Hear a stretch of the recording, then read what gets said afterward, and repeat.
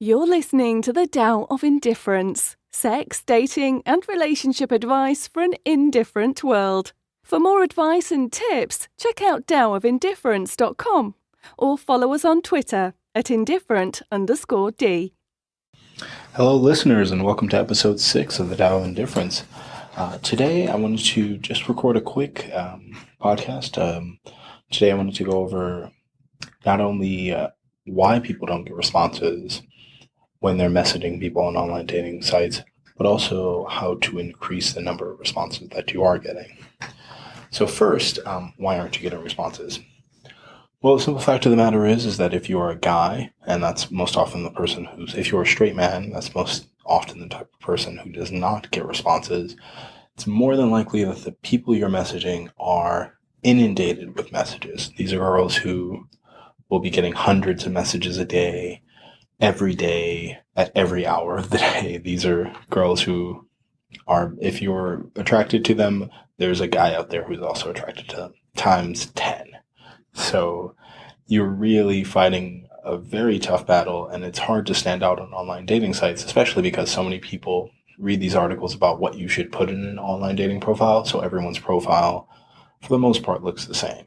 Everyone loves to laugh. Everyone likes working hard and playing hard and riding bikes and all that sort of thing. So really, it's hard to compete against people who are on an even playing field with you. No matter how attractive you are, there's a guy as attractive or more attractive who's probably said the same things in the same bunch of messages that you sent out. So it's hard to fight that. And again, it might just come down to the people you're messaging they don't think you're their type, and vice versa. You'll never know for sure unless they send you an email or message, rather, saying why they weren't attracted to you. And even then, take it with a grain of salt. Some people just are very polite online, more so than in person. I'm not sure why. But so it's a challenge that a lot of online daters face, especially men. There are, of course, women who maybe aren't getting responses from men at a rate that they would like, but for the most part, it's men. It's just as a simple matter of fact, and research has been done to show that men message more and get no responses. Women receive much too many messages to deal with, and most of them are terrible messages. Those "hey" as a message, or something vulgar, or, I also like one thing on their profile. So how do you get out of that? Well, first, I always advise don't send first messages. I wrote an article, I published it on the 12th, and it's about essentially the trick to sort of hacking sites like OkCupid and Tinder and all those things that have a matching algorithm. And what you need to do really is to match everyone. You want to match positively with everyone, anyone. Now, this might sound bad, but it really is all about increasing your volume. As a straight man or somebody who's not getting a lot of messages, you want to sort of make the messages happen instead of waiting for them to respond to you. Waiting for someone to respond to you while sending that first message is very active. Waiting to get a response is very passive. It's the most passive thing you can do.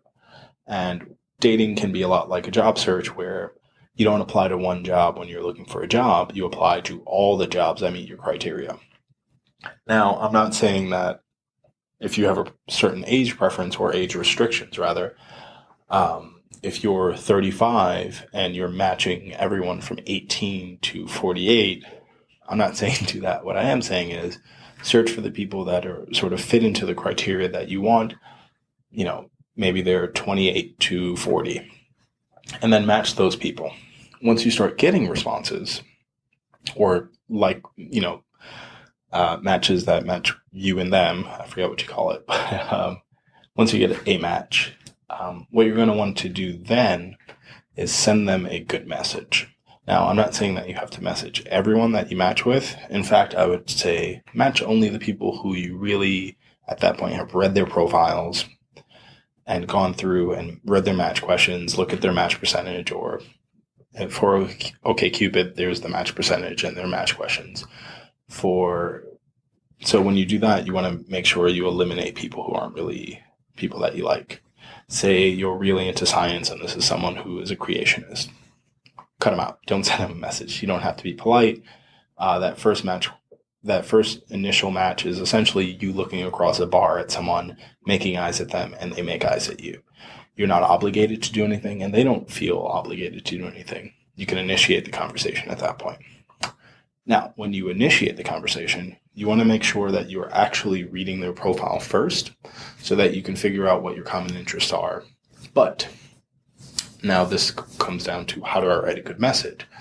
You don't need to write a message that is incredibly funny or incredibly charming. Don't think that because it's your opening, you need to be incredibly over the top and look at how witty I am. Don't do that. In fact, it actually works against you.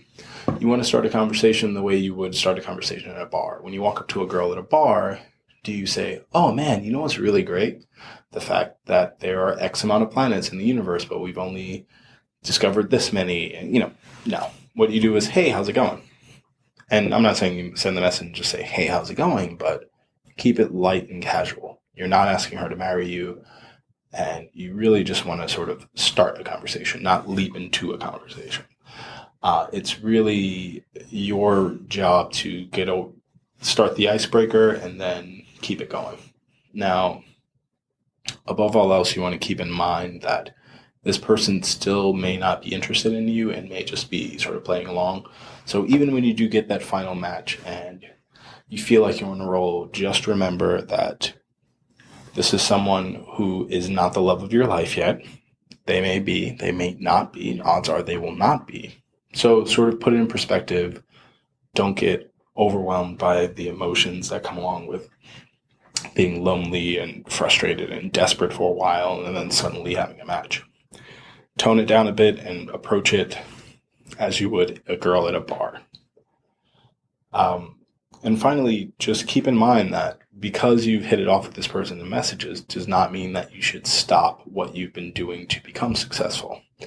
I will say that it is a lot of work to to rate so many people to the point where if you rate about 100 people a day, maybe 10 of those people will actually match with you.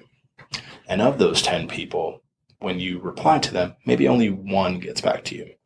But if you're rating 100 people a day, 100 new people a day, and you're getting back one person who's actually connecting with you, that's 5 people in a business week.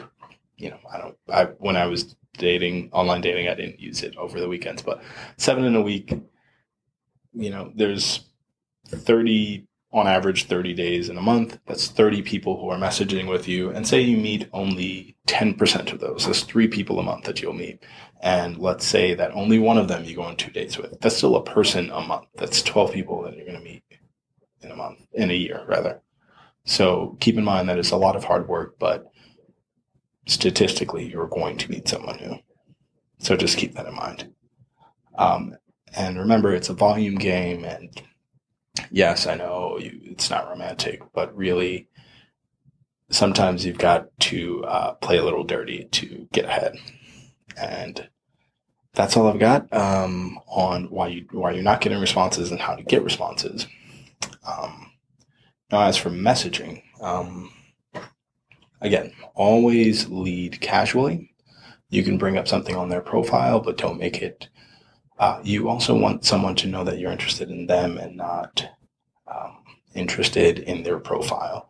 If the girl has a dog and you love dogs, don't make your first message all about the fact that she has a dog. You need to sort of build on the fact that you are attracted to her. You can say, cute dog. Moving forward, I think you're very attractive and, we have all those things in common. You want to make it about her and not about how interesting a life she has. People tell her she's attractive all the time. People tell her she's interesting all the time. What you want to do is just start her having a conversation. Women like to be heard, and what you're doing is giving her space to be heard, and she wants to have her opinions voiced. And what you're doing is starting a conversation and then just listening, essentially. Well, reading, rather, but you're starting the conversation and letting her go with it. You're not in an interview. You want to avoid asking rapid fire questions, but ask a question that can go somewhere. No yes or no questions. Do you like pizza? Yes. That won't take you anywhere. Have you ever been to this pizza place? It's incredible. No? Okay. move forward with that. You know what's really great? The fact that Chicago pizza is like a casserole. Have you ever been to Chicago? And if so, where or why? Or, just things that can start a conversation. I mentioned before that you should have icebreakers in your profile, and you really need to open with icebreakers as well. You want people to have the opportunity to speak to you. And most importantly is to, no matter how attractive this person is or how much you feel the sexual chemistry, you want to avoid sex talk in your messaging. I'm not saying that sex talk is wrong, but you really want to establish, like, I enjoy talking to you as a person. Unless your sole purpose is to get laid, then by all means, do your thing. And with that, I am out. This was a quickie, and I like it. I hope you did too, and good luck out there. Bye.